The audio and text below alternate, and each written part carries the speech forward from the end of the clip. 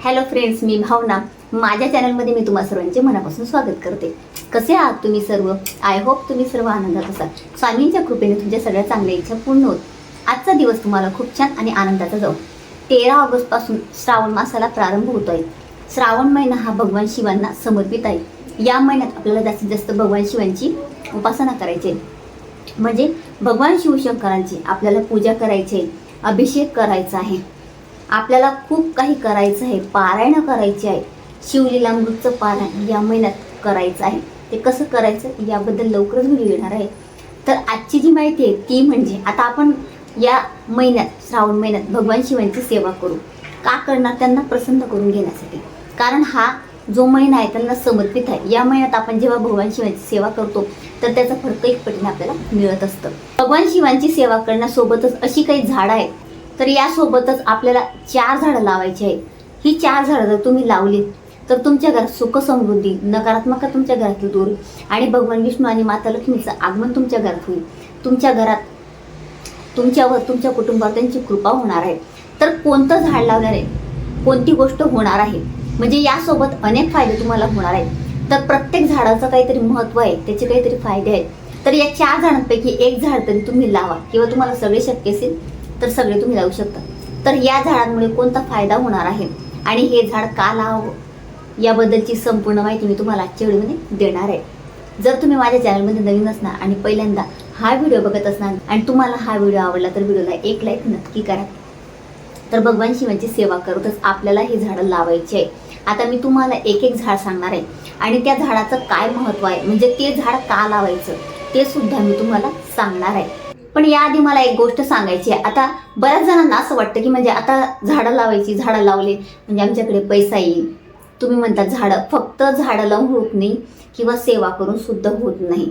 फळ आपल्याला मिळत असतं, झाडं लावून फळ मिळेल, सेवा करून सुद्धा मिळणार आहे. आता तुम्ही जे झाडं आणले सगळं मिळतं आपल्याला, परंतु कसं असतं आपल्याला त्यासोबत आपले कर्मसुद्धा चांगले ठेवायचे असतात, आपलं आचरण चांगलं ठेवायचं असतं. आणि यासोबतच आपल्याला ग्रह आपले चांगले पाहिजे किंवा एखादा दोष आपल्याला लागलेला नसावा. सगळ्या गोष्टी मॅटर करतात. फक्त म्हणजे झाडं लावली आणि सुख समृद्धी आली असं होत नाही. तर ते सुद्धा तुम्ही ठेवा आणि यासोबतच ही झाडं सुद्धा लावा. तर सगळ्यात पहिलं झाड म्हणजे शमीचं, जे महादेवांना अतिशय प्रिय आहे. महादेवांना प्रिय असणारं शमीचं झाड आपल्याला लावायचं आहे. शमीचं झाड हे भगवान शिवांना प्रिय वनस्पती आहे. म्हणजे शमी वनस्पती भगवान शिवांना प्रिय आहे, भगवान शंकरांना. आणि यासोबत म्हणजे हे झाड लावल्याने भगवान शनीचा सुद्धा आशीर्वाद आपल्याला प्राप्त होतो. सुख समृद्धी येते, आपल्याला शांतता मिळते. म्हणजे आपल्या घरात शांतता नांदते. तुमच्या घरात कटकटी होत असतील तर त्या दूर होणार आहेत. आणि आपल्या कुंडलीत म्हणजे जन्मकुंडलीत शनी खराब असेल तर तो चांगला होतो, किंवा शनीची महादशा आपल्यावर येत नाही. वास्तुदोष आपला दूर होतो आणि आपल्या कुटुंबात प्रेम वाढतं, एकमेकांबद्दल जिव्हाळा निर्माण होतो. ही गोष्ट होते शमीचं झाड लावल्याने. आणि दर सोमवारी किंवा तुम्ही आता श्रावण महिन्यात दररोज एक त्याचं पान असतं शमीचं, ते तुम्ही महादेवांना अर्पण करू शकतात. असं हे शमीचं झाड आहे. शमीचं झाड तुम्हाला शक्य नसेल तर बिल्वपत्र, बेल आपल्याला माहिती आहे भगवान शिवांना अतिशय प्रिय आहे. बेल जेव्हा आपण शिवांना म्हणजे भगवान शंकरांना अर्पण करतो तर भगवान शंकर आपल्यावर प्रसन्न होतात, भरभरून आपल्याला आशीर्वाद देतात. परंतु बेलपत्र अर्पण करत असताना आपल्याला काही चुका करायच्या नसतात. बऱ्याच वेळा काय होतं, बेलपत्र अर्पण करताना बरेच लोक चुका करतात. तर या चुका करू नये. या चुका कोणत्या आहेत यावर मी व्हिडिओ केला आहे, तुम्ही खाली जाऊन बघू शकता. कोणते नियम पाळायचे, कोणत्या चुका करायच्या नाही, तो सुद्धा व्हिडिओ आहे. तर चुका करू नका बेलपत्र अर्पण करताना. तर बेलाचं झाड लावल्याने काय होतं, म्हणजे घरात आपण हे झाड लावू शकतो. जे घरात तुम्ही लावू शकतात, तुमच्या बाल्कनीत किंवा खाली तुमचं घर असेल तिथे सुद्धा तुम्ही लावू शकता. तेच घर मी तुम्हाला सांगते आणि ही सगळी माहिती मी तुम्हाला वास्तुशास्त्रानुसार देते. आमचे गुरुजी आहेत त्यांच्याकडून मी सगळी माहिती घेतली आहे. तर बेलाचं झाड लावल्याने काय होतं, भगवान शंकरांची आपल्यावर कृपादृष्टी राहते, त्यांची कृपा आपल्याला प्राप्त होते. आणि यासोबत घरातल्यांचं आरोग्य सुधारतं, म्हणजे आपलं घरातलं आजार पण दूर होतो. ही गोष्ट होत असते. म्हणून बेलाचं झाड लावा. आणि सगळ्यात मोठा फायदा म्हणजे बेलाचं झाड जर लावलं आपण घरात तर काय होतं की म्हणजे बऱ्याच जणांना बेल मिळत नाही बघा, अशा वेळेला सोमवारी किंवा श्रावण महिन्यात मिळत नाही, तर आपण आपल्या झाडाचं बेल म्हणजे महादेवांना एक बेल सुद्धा आपण अर्पण करू शकतो दररोज नित्यनेमाने. एक जरी बेल मिळालं तरी सुद्धा आपण एक बेल तोडून म्हणजे भगवान शंकरांच्या पिंडीवर दररोज नित्यनेमाने बेलपत्र अर्पण होणार आहे. ही खूप चांगली गोष्ट होणार आहे. आणि यासोबतच येतं ते आवळ्याचं झाड. आवळ्याचं झाड भगवान विष्णूंना अतिशय प्रिय आहे. आवळ्याच्या झाडात भगवान विष्णू वास करतात असं म्हटलं जातं. म्हणजे आवळ्याचं झाड म्हणजेच भगवान विष्णू. तर भगवान विष्णूंना ते प्रिय आहे. आवळ्याचं झाड सुद्धा तुम्ही तुमच्या बाल्कनीत किंवा तुमच्या घरात तुम्ही लावू शकतात, म्हणजे दाराच्या बाहेर. ही वनस्पती धार्मिक आणि औषधी दृष्टिकोनातून खूप चांगली मानली जाते. ही वनस्पती लावल्याने म्हणजे आवळ्याचं झाड लावल्याने घरात सुख शांतता नांदते आणि माता लक्ष्मी आणि भगवान विष्णूंचा आपल्याला आशीर्वाद प्राप्त होतो. म्हणून हे झाड तुम्ही नक्की लावा.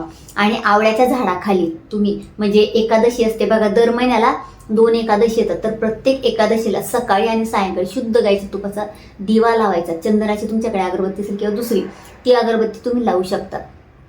एकादशीला तरी म्हणजे दिवा अगरबत्ती करा तिथे बसून, किंवा दुसरी अगरबत्ती असेल ती लावा, किंवा तेलाचा दिवा लावा तरी सुद्धा चालेल, नसेल तुमच्याकडे म्हणजे गाईचं तूप तुमच्याकडे नसेल तर.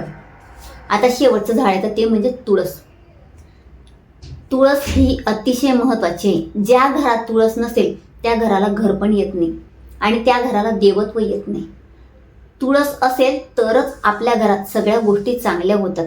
ज्या घरात तुळस नसेल बघा, एखाद्या दिवशी म्हणजे एखाद्या वेळेला आता एखाद्या दिवशी जर आपली तुळस सुकली तर आपण तुळस म्हणतो आपण उद्या आणू परवा आणू, तर तुळस आणण्यात उशीर झाला तर तुम्ही बघा जेवढे दिवस ती तुळस जळाली आहे किंवा खराब झाली तर त्यानंतर तेवढे दिवस ना आपल्या घरात शांतता, आपल्याला एकदम अस्वस्थ वाटतं आणि पैशांची सुद्धा प्रॉब्लेम सुरू होतं. ही गोष्ट होते बघा. ही गोष्ट मी सुद्धा बघितलेली आहे. म्हणजे माझी तुळस जर जळाली काही झालं एकदा म्हणजे असं झालं होतं, तर तेच मी तुम्हाला सांगते. तर तेव्हा माझं सुद्धा असंच झालं होतं, म्हणजे खूप अडचणी मला आल्या होत्या. म्हणून मी आता म्हणजे तुळस तसं करतच नाही, तुळशीला जळू देतच नाही.